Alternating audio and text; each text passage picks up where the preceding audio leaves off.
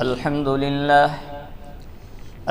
لله نحمده ونستعينه ونستغفره ونؤمن به ونتوكل عليه ونعوذ بالله من شرور أنفسنا ومن سيئات أعمالنا من يهده الله فلا مضل له ومن يضلله فلا هادي له ونشهد أن لا إله إلا الله وحده لا شريك له ونشهد أن سيدنا ومولانا محمدا عبده ورسوله صلى الله تعالى عليه وعلى آله وأصحابه وسلم تسليما كثيرا كثيرا وداعيا إلى الله بإذنه وسراجا منيرا أما بعد فأعوذ بالله من الشيطان الرجيم بسم الله الرحمن الرحيم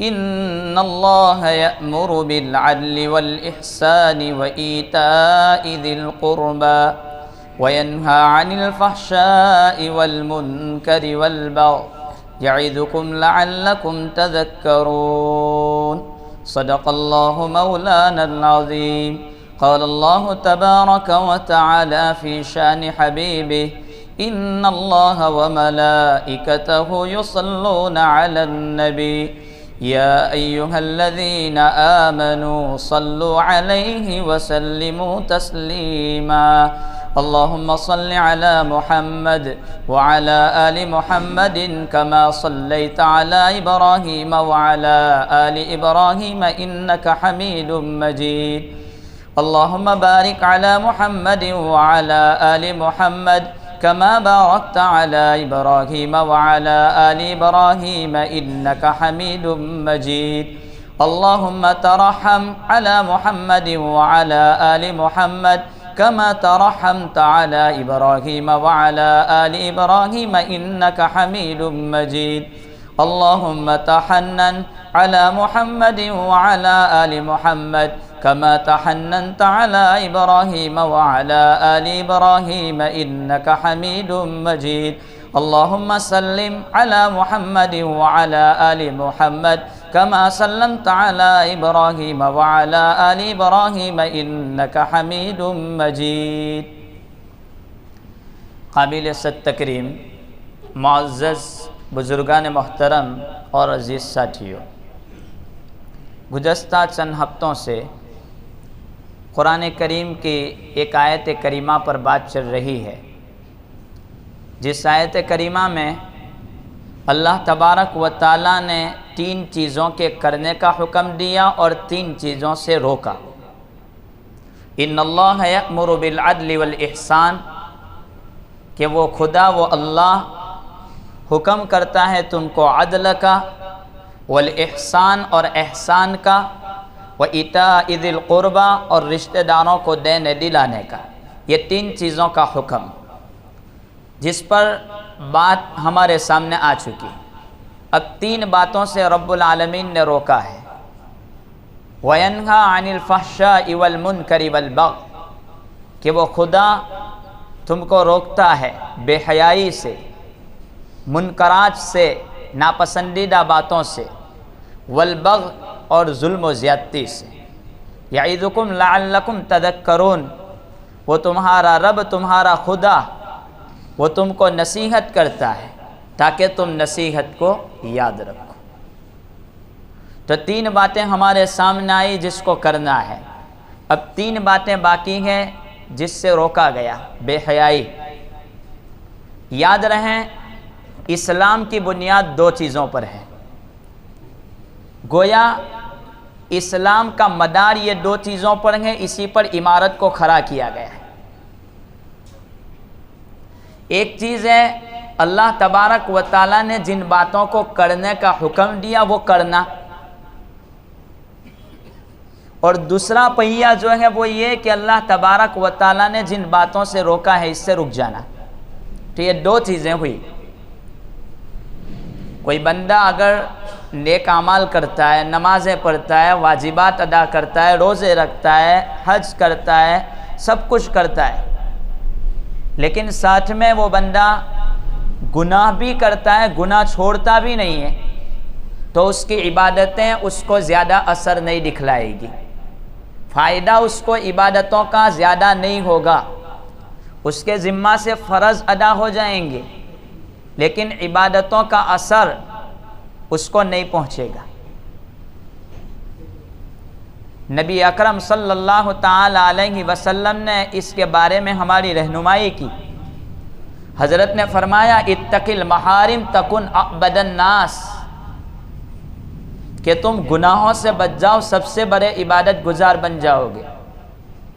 حضرت نبی پاک صلی اللہ تعالی علیہ وسلم کے سامنے دو عورتوں کا قصہ آیا۔ ایک عورت کہ بہت نمازیں پڑھتی ہے، رات میں نفل پڑھتی ہے، قرآن کی تلاوت کرتی ہے، لیکن ساتھ میں وہ اپنے پڑوسی کو ستا دیتی ہے، گناہ کر لیتی ہے۔ اور ایک دوسری عورت کہ صرف فرض پڑھ لیتی ہے، نوافل زیادہ نہیں پڑھتی، جتنی ضرورت ہے اتنے فرائض ادا کر لیتے ہیں جس کو فرض قرار دیا ہے، لیکن اس کی وجہ سے اس کا پڑوسی تکلیف میں نہیں ہے، وہ اپنے پڑوسی کو ستاتی نہیں ہے، کوئی گناہ نہیں کرتی۔ حضرت نبی پاک صلی اللہ علیہ وسلم سے پوچھا گیا یہ دونوں میں اچھی کون؟ حضرت نے فرمایا وہ جو نوافل زیادہ نہیں پڑھتی لیکن کسی کو تکلیف بھی نہیں دیتی، بلکہ ایک روایت میں تو یہ ہے کہ وہ عورت جو نوافل بھی بہت پڑھتی ہے لیکن تکلیف دیتی ہے وہ جہنمی ہے اور یہ عورت جنتی ہے۔ یہ رسول اکرم صلی اللہ تعالی علیہ وسلم نے فرمایا۔ آج کل ہمارا مسئلہ اس بارے میں بہت غور و فکر کا حامل ہے، اس وجہ سے کہ اوامر پر بہت زور دیا جاتا ہے، نماز اس پر تو لوگ دھیان دیتے ہیں، کچھ درجے تک اس پر عمل ہے، لیکن گناہوں سے روکنے پر ہمارے پاس کوئی طاقت باقی نہیں ہے، اس لیے کہ ہمارا ضمیر مر چکا ہے۔ رسول اکرم صلی اللہ تعالی علیہ وسلم نے اس کو مثال سے سمجھایا، اور وہ مثال ہمیں معلوم ہے کہ کوئی بندہ کچھ لوگ کشتی میں سفر کریں سمندر میں، ایک منزل دوسری منزل، نیچے والی منزل والوں کے پاس پانی نہیں ہے پینے کا، اوپر والی منزل والوں کے پاس پانی ہے، تو نیچے والے اوپر پانی مانگنے اس لیے نہیں جاتے کہ اوپر والوں کو برا لگے گا، تکلیف ہوگی، انہوں نے نیچے ٹھوکنا شروع کیا کہ چلو سمندر سے پانی کھینچ لیتے ہیں۔ اوپر والوں نے یہ منظر دیکھا لیکن روکا نہیں، تو وہ بھی ڈوبیں گے اور اوپر والے بھی ڈوبیں گے، اور اگر اوپر والے روک لیں کہ رک جاؤ ہم آپ کو پانی دے دیں گے تو نیچے والے بھی بچیں گے اور اوپر والے بھی بچیں گے۔ محدثین نے اس حدیث کو نقل کر کے اس بات کی طرف اشارہ کیا کہ بات معمولی ہے۔ مثال سے حضرت نے فرمائی اگر تمہارے محلے میں تمہارے دیکھنے میں اگر کوئی بندہ گناہ کرتا ہے نہ تم اس کو نہیں روکتے تو اس کا وبال پورے محلے والے کو بھگتنا پڑے گا۔ جس طرح کشتی میں نیچے والے کو سوراخ کرنے سے نہ روکنا سارے لوگوں کے لیے ڈوبنے کا ذریعہ ہے، اسی طرح گناہ سے کسی بندے کو دیکھ کر کے نہ روکنا تو پورے محلے کے لیے دیکھنے والے تمام لوگوں کے لیے ہلاکت کا ذریعہ ہے۔ حضرت نے یہ فرمایا، اس سے آدمی اندازہ لگا سکتا ہے۔ بلکہ اگر کوئی بندہ برائی کرتے ہوئے کسی کو دیکھے اور اس کو نہ روکے تو اس کے پاس کلمے کی اس بندے نے توہین کی۔ آپ کہو گے اتنا بڑا جملہ؟ ہاں، حدیث سے میں ثابت کروں گا۔ جس بندے نے کسی کو گناہ کرتے دیکھا اور اس کو روکا نہیں تو اس بندے نے کلمے کی توہین کی۔ میں آپ کو سمجھاؤں، رسول اکرم صلی اللہ تعالی علیہ وسلم کی حدیث ہے، حضرت انس ابن مالک رضی اللہ تعالی عنہ روایت نقل کرتے ہیں۔ وہ فرماتے ہیں کہ رسول اللہ صلی اللہ تعالی علیہ وسلم نے فرمایا یہ کلمہ یعنی جو لا الہ الا اللہ تم نے پڑھا ہے، یہ کلمہ تم کو جہنم سے بچائے گا، جنت میں داخل کرے گا۔ اس وقت تک جب تک کہ آپ کلمے کی توہین نہ کرو، کلمے کو ہلکا نہ سمجھو۔ صحابہ نے سوال کیا اللہ کے رسول کلمے کو ہلکا سمجھنے کا کیا مطلب؟ کہ کھلے عام میری نافرمانیاں ہو، لوگ کھلے عام میری نافرمانی کرے، قرآن کے خلاف اور ویروڈ کام کرے، حضور کی سنتوں کے ویروڈ میں کام کرے، اور تم لوگ اس کو نہ روکو تو تم نے کلمے کی توہین کی۔ یہ وفا کے بھی خلاف ہے۔ تو یہ ہے توہین، ہلکا سمجھنا۔ ہم اس کے مثال سے سمجھیں، اگر ہمارے محلے کے اس کونے میں آگ لگ جائے،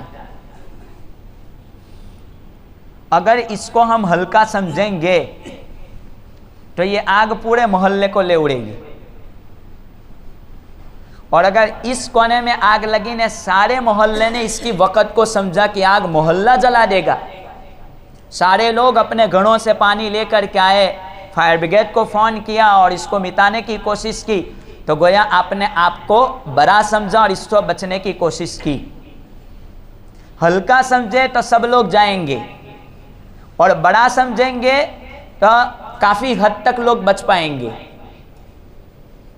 اسی طرح اگر ہم نے کلمے کی توہین کی تو خود گناہ کرنے والا تو جائے گا ہی جائے گا، لیکن اس کے ساتھ دوسرے لوگ بھی جائیں گے۔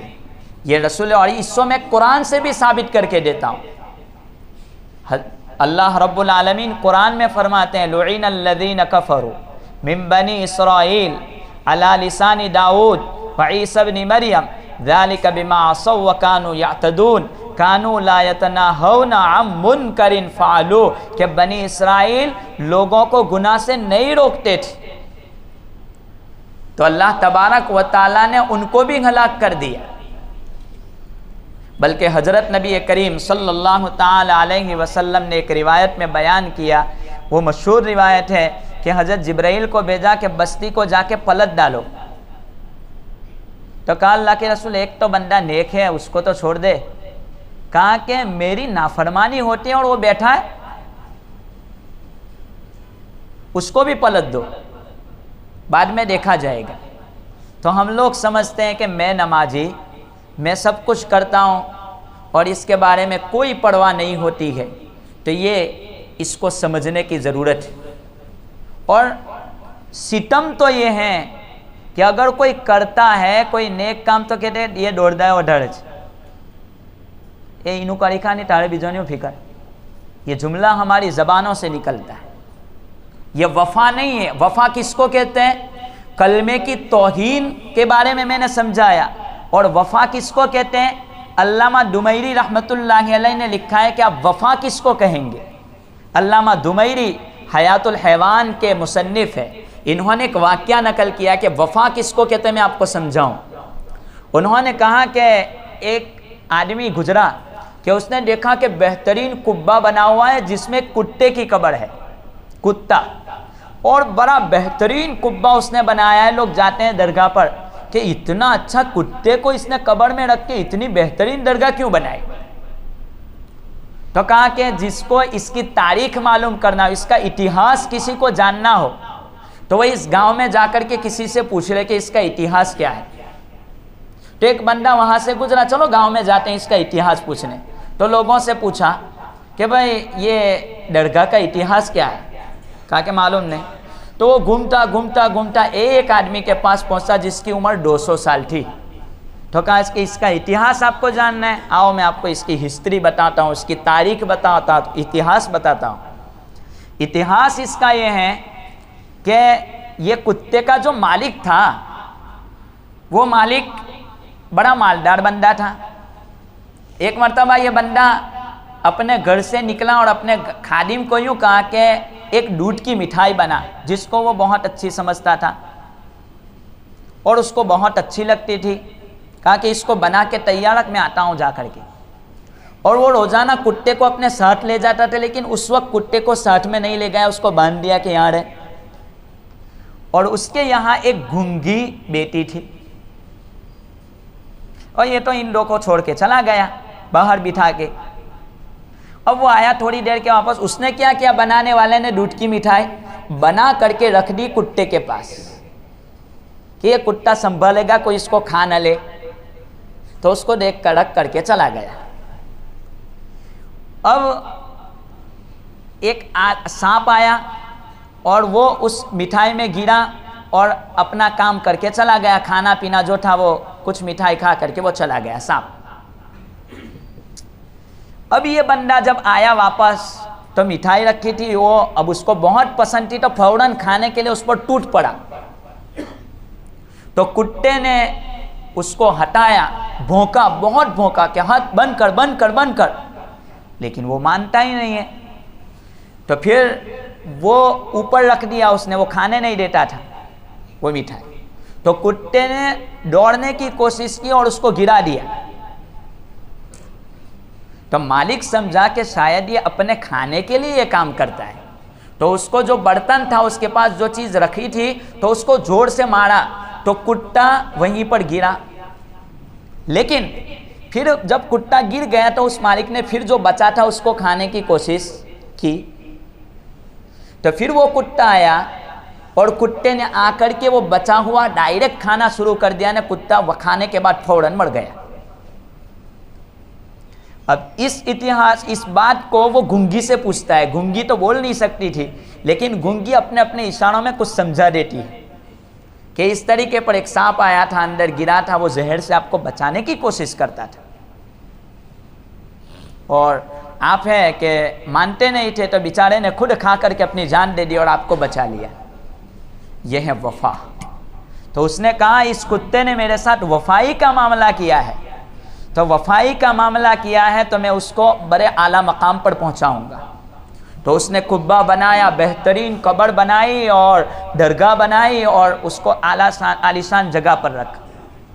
اب سمجھنے کی بات یہ ہے کہ اگر ہم بھی کلمے کے ساتھ وفائی کا معاملہ کریں گے تو اللہ جنت میں گھر بنائے گا، اور اگر اس کلمے کے ساتھ بے وفائی کا معاملہ ہوا تو پھر ہم جانے خدا جانے۔ یہ سمجھنے کی ضرورت ہے۔ اگر کوئی بات میری طبیعت کے خلاف، دوسرے دنیا کے کسی قانون کے خلاف اگر کوئی ہوتی ہے تو پورا محلہ بیدار ہو جاتا ہے۔ آج نافرمانیاں پر نافرمانیاں ہے، لیکن گھر پہ بچہ نماز نہیں پڑھتا، پڑوس میں گانے باجے عام ہے، اور میری آنکھ نہیں کھلتی تو یہ کلمے کے ساتھ میری بے وفائی ہے۔ یہ بات میں سمجھا رہا ہوں کہ رسول اکرم صلی اللہ علیہ وسلم نے فرمایا کلمہ تم کو جنت میں پہنچائے گا، لیکن اس وقت جب کہ کلمے کو ہلکا نہ سمجھو۔ اگر ہلکا سمجھا تو پھر آخرت کا خطرہ ہے۔ لہٰذا آج کل جو برائیاں وجود میں آئی ہے، ہم لوگوں نے اس کو معمولی سمجھا، معمولی سمجھتے رہے، اور غیر محسوس طریقے سے ہمارے دلوں سے دین کی وقت ختم ہوتی گئی۔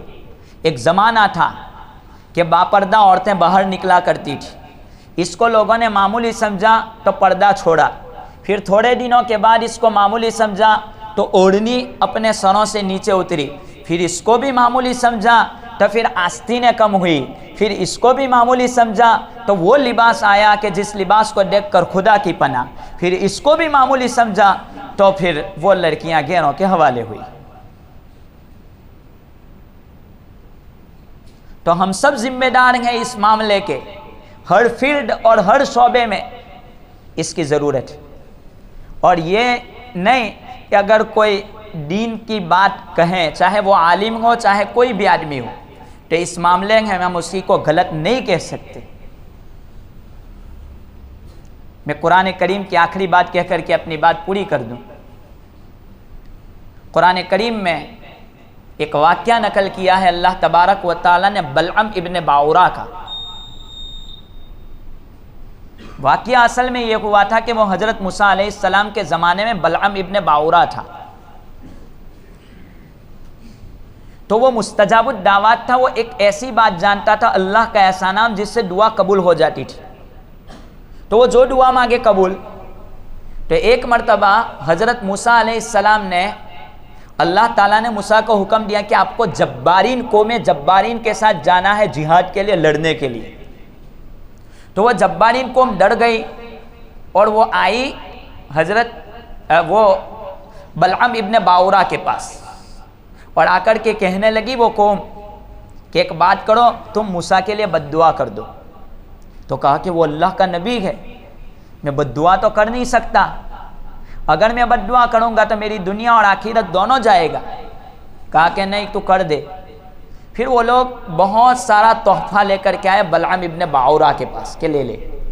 تو اس کی بیوی نے کہا کہ مان لینے یہ بات، اتنے سارے پیسے آ رہے ہیں، رشوت ہے، لے لے، کام بن جائے گا، دنیا بھی بنے گی، مسئلہ حل ہو جائے گا، اتنا کہہ دینے بھائی۔ تو وہ بندے نے ہدیے کی لالچ میں اتنا سارا تحفہ قبول کر لیا، اور وہ بندہ دعا کرتا ہے۔ اب زبان بدل گئی، وہ بد دعا کرتا ہے موسیٰ کے نام کی، اور زبان سے نکل رہا ہے جبارین کو ہلاک کر دے، اور اس آدمی کی زبان کتے کی طرح ہو گئی۔ قرآن نے اس کو ذکر کیا، فَمَثَلُهُ كَمَثَلِ الْكَلْبِ إِن تَحْمِلْ عَلَيْهِ يَلْهَثْ أَوْ تَتْرُكْهُ يَلْهَثْ، کہ کتا جب کام کرتا ہے یا چلتا ہے تو وہ کام کرتا ہے تو بھی اس کی زبان لٹکی ہوئی رہتی ہے ہانفنے کی حالت میں، اور جب وہ بیٹھتا ہے تب بھی اس کی زبان لٹکائے ہوئے رہتا ہے۔ ایسی کتے کی حالت یہ بلعم ابن باورا کی ہو گئی۔ تو وہ کہتا ہے میں تو ہلاک ہو گیا، لیکن جاتے جاتے ایک بات کہتا ہوں، آپ ایک کام کرو، لڑکیوں کو مزین کرو اور وہ موسیٰ کی قوم کے پاس لے جاؤ، اگر کوئی لڑکی کے محبت میں فدا ہو جائے گا تو آپ کا کام بن جائے گا۔ تو چنانچہ انہوں نے لڑکیوں کو تیار کیا، موسیٰ علیہ السلام کے سامنے لے گئے ان کی قوم کے پاس، لیکن ایک نوجوان بنی اسرائیل میں سے بھاگا اور کہا کہ میں تو حضرت موسیٰ نے روکا، رک جا ورنہ ہلاک ہو جائے گا، لیکن اس نے نہیں مانا، اس لڑکی کو اس نے چھیڑا، اس کی طرف لپکا، اللہ تبارک و تعالیٰ نے بنی اسرائیل میں طاعون کی بیماری کو بھیج دیا۔ اور آج بے حیائی تو ہمارے یہاں کوئی مسئلہ ہی نہیں ہے۔ تو بات چلی یہ، پھر توبہ کی، اللہ تبارک و تعالیٰ نے وہ عذاب کو ہٹا لیا، وہ واقعہ لمبا ہے۔ خیر، بات یہ ہے کہ ہم کسی کے بارے میں جملہ نہ کسیں، غلط الفاظ نہ کہیں، ورنہ خدا کے یہاں سے پکڑ الٹی ہو سکتی ہے۔ لہذا ان باتوں کو سمجھنے کی ضرورت ہے۔ تو قرآن کریم کی یہ آیت کریمہ وَيَنْهَا عَنِ الْفَحْشَاءِ وَالْمُنْكَرِ وَالْبَغْيِ، ظلم و زیادتی سے روکو، جتنا ہم سے ہو سکے منکرات کو روکنے کی کوشش کرو۔ کوئی نماز نہیں پڑھتا ہے اس کو نماز کے بارے میں کہو، اگر کوئی بے حیائی کے کام کرتے ہیں، اتنے سارے حالات ہیں، روزانہ کوئی نہ کوئی لڑکی ہماری غیروں کے حوالے ہو رہی ہے۔ مول صاحب اس کے بارے میں ہم سب ذمہ دار ہیں، اس کے ماں باپ تو ہے ہی ہے، لیکن ہم سب ذمہ دار ہیں، سارے مسلمان ذمہ دار۔ روزانہ واٹس ایپ پر ایک نہ ایک نیوز ایسے دیکھتے ہیں ہم، تو کون ذمہ دار ہے؟ کیوں مالدار لوگ ایسی شادی کرتے ہیں جس سے غریب لوگوں کو رخصت کرنا مشکل ہو جائے؟ کیوں ایسی شادیاں کرتے ہو جس سے غریب لوگ لڑکیاں اپنے گھروں پر لوٹی رہے کہ میرا کوئی خریدار نہیں ہے، مجھے کوئی لینے والا نہیں ہے؟ ایسا کام ہم کیوں کریں؟ وہ تمام ذمہ، چاہے ہم اپنی لڑکی کو رخصت کر دیں گے دوسرے کے گھر، آپ کو دینا ہو پیسے چپکے سے دے دو، اس کا گھر بنا دو، اس کو سونا دے دو۔ آپ تو ایسا بھی تو کر سکتے ہیں کہ مالدار کو ڈھونڈتا ہے، اگر غریب لڑکا ہے تو آپ مالدار ہیں تو وہ پیسے دے کر غریب بچے کو آپ بسا دو، آپ کا کام بن جائے گا۔ قرآن نے کہا وَأَنْكِحُوا الْأَيَامَ مِنْكُمْ وَالصَّالِحِينَ مِنْ عِبَادِكُمْ وَإِمَائِكُمْ، کہ تم تنگ دستوں کے نکاح کرا دو۔ اس کو سمجھنے کی ضرورت ہے، خالی نیوز دیکھ کر کے استغفر اللہ سے کام نہیں چلے گا۔ ہر ایک کو سمجھنے کی نیت یہ کرو کہ انشاءاللہ آج سے خرافات والے کام ہم نہیں کریں گے، ہم سب ذمہ دار ہیں، اور جتنا ہو سکے گا ہم برائیوں کو روکنے کی کوشش کریں گے۔ یہ اور حدیث میں 3 درجے لکھے، اگر تو مومن سچا پکا ہے نا تو تو ہاتھ سے روک، اگر تجھ سے نہیں ہو سکتا تو زبان سے تو بولنا، اور اگر تیرے پاس اتنی بھی ضمیر تیرا نہیں ہے، تو روکتا بھی نہیں، تو زبان سے بھی نہیں بولتا، اور تیرے پاس اتنی بات ہے کہ تو برائی کو دیکھتا ہے نا، اس میں شریک ہو جاتا ہے، تیرا ضمیر اتنا مر گیا ہے کہ تو اندر برائی میں جا رہا ہے، تو تیرے کلمے کا دیوالیہ نکل چکا ہے، تو اپنے آپ کو مومن شمار مت کر۔ میں حدیث کا ترجمہ کرتا ہوں، اس سے نیچے ایمان کا کوئی درجہ ہی نہیں ہے۔ اگر جنت میں جانے اتنا درجہ تو ضروری ہے کہ برائی میں شامل نہ ہو، کم سے کم گھر چلا جاوے نا، اپنی آنکھوں کو بند کر لے کہ یہ مجھ سے نہیں دیکھا جاتا، اتنا تو کرنا پڑے گا، ورنہ مومن نہیں۔ وَذَلِكَ أَضْعَفُ الْإِيمَانِ، یہ ایمان کا آخری درجہ، اتنا تو کریں گے۔ اللہ تعالی ہم تمام کو ان باتوں پر عمل کی توفیق عطا فرمائے۔ نماز کے فرائض کے متعلق باتیں چل رہی ہے کہ نماز میں کتنی کتنی چیزیں کرنی ہیں، وہ میں آپ کے سامنے کہہ چکا۔ اسی طرح قیام کی بات چل رہی تھی کہ اللہ اکبر کہہ کر کے ہم نماز شروع کرتے ہیں، تو اللہ اکبر کہنا ہے، اور امام کے ساتھ ہو یا تنہا نماز پڑھتے ہو تو اللہ اکبر سے نماز شروع کرنا ہے، بغیر اللہ اکبر کے نماز ہوتی نہیں۔ اس میں ایک بھول ہماری یہ ہوتی ہے کہ اللہ اکبر کے بعد ہم ہاتھیے چھوڑ دیتے ہیں، ایسا یہ نہیں کر سکتے۔ اللہ اکبر کے بعد ہاتھوں کو باندھنا ہے، لٹکانے نہیں، اللہ اکبر کے بعد ہاتھ اس کو ہچکولا دیتے ہیں، یوں کرتے ہیں، یہ نہیں ہے۔ اور ہاتھ یہ ہماری انگلیاں ہیں، وہ انگلیاں قبلے کی طرف ہونی چاہیے، ایسا نہیں، ایسا نہیں، ایسا نہیں، کوئی حرکت نہیں، یہی نہ پھٹ نہ چوڑا، بالکل اپنی حالت پر، اس سے نماز شروع ہوتی ہے۔ اور قرات زبان سے ادا کرنا، یاد رکھا منہ بند کرنے والی قرات اللہ کو قبول نہیں ہے، وہ قرات ہوتی ہی نہیں ہے، کم سے کم ہونٹ ہلنے چاہیے ورنہ نماز نہیں ہوتی ہے۔ باقی انشاءاللہ اللہ تعالیٰ عمل کی توفیق۔